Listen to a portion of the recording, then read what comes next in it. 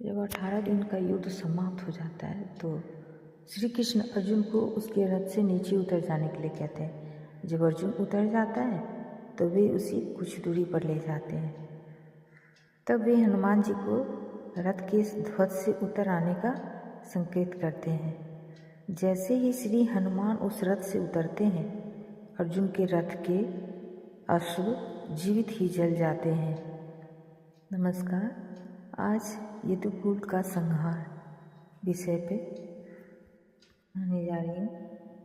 और रथ में विस्फोट हो जाता है।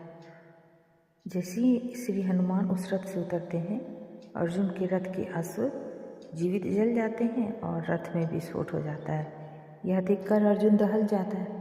तब श्री कृष्ण उसे बताते हैं कि पितामह भीष्म, गुरु द्रोण, कर्ण और अश्वत्थामा के घातक अस्त्रों के कारण अर्जुन के रथ में यह विस्फोट हुआ है।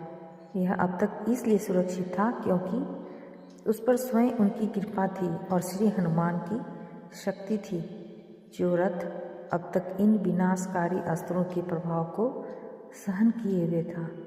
महाभारत के युद्ध के पश्चात सांत्वना देने के उद्देश्य से भगवान श्री कृष्णचंद्र जी गांधारी के पास गए। गांधारी अपने 100 पुत्रों के मृत्यु के शोक में अत्यंत व्याकुल थी।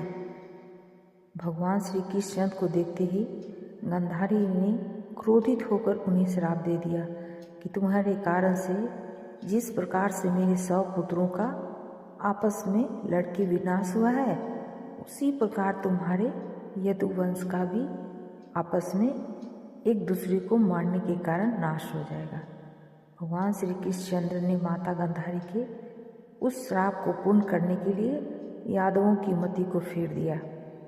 एक दिन अहंकार के वश में आकर कुछ यदुवंशी बालकों ने दुर्वासा ऋषि का अपमान कर दिया। इस पर दुर्वासा ऋषि ने श्राप दे दिया कि यादव वंश का नाश हो जाए।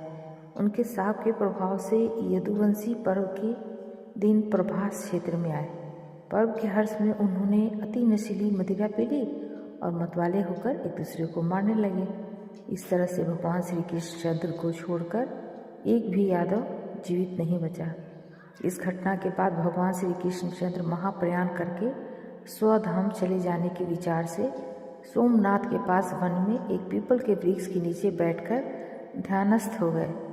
जड़ा नामक एक बहेलिये ने भूलवश उन्हें हिरण समझकर विष युक्त बाण चला दिया, जो उनके पैर के तलवे में जाकर लगा और भगवान श्री कृष्णचंद्र स्वधाम को पधार गए।